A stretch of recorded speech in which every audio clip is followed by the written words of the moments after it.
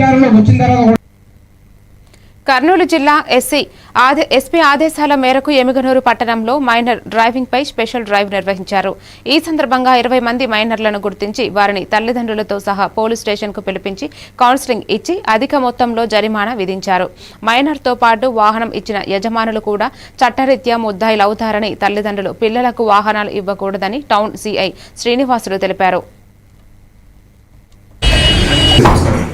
మనకి రోడ్ సేఫ్టీలో భాగంగా గత 4 days నుంచి ఎస్పెషల్లీ ఎమిగనూరు టౌన్ పరిసరాల్లో మొత్తం కూడా ఈ మైనర్ డ్రైవింగ్ మీద కొంచెం స్పెషల్ డ్రైవ్స్ చేపట్టాము.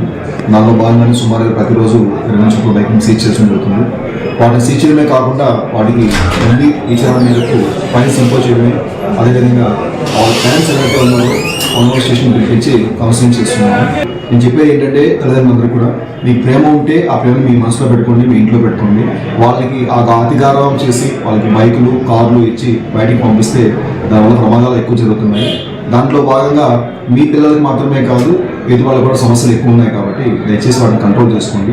ఇవి మాత్రమే కాకుండా టౌన్లోకి వచ్చే ప్రతి ఒక్కరు కూడా మీకు బ్యాంక్ పని కోసం రావచ్చు, రెవెన్యూ పని కోసం రావచ్చు, లేదా షాపింగ్ కోసం రావచ్చు.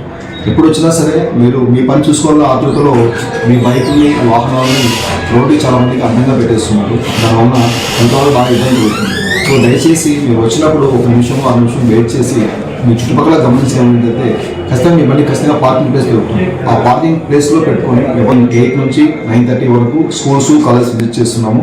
అదేవిధంగా ఈవినింగ్ కూడా 3:30 నుంచి 4:30 వరకు స్కూల్స్ కాలేజ్ని ఫోకస్ చేస్తున్నాం. ఇవాళ మైనర్ డ్రైవింగ్ కూడా 90% పిల్లల్ని పట్టుకురావడం జరిగింది. ఈ స్కూల్స్ కాలేజ్ పిల్లలు కూడా ఈ డ్రైవ్ ఇంకా మేము కంటిన్యూ చేస్తాము. బట్ ఇంకా 2-3 days అయిన తర్వాత ఖచ్చితంగా మేము కేసు కూడా రిజిస్టర్ చేస్తాం.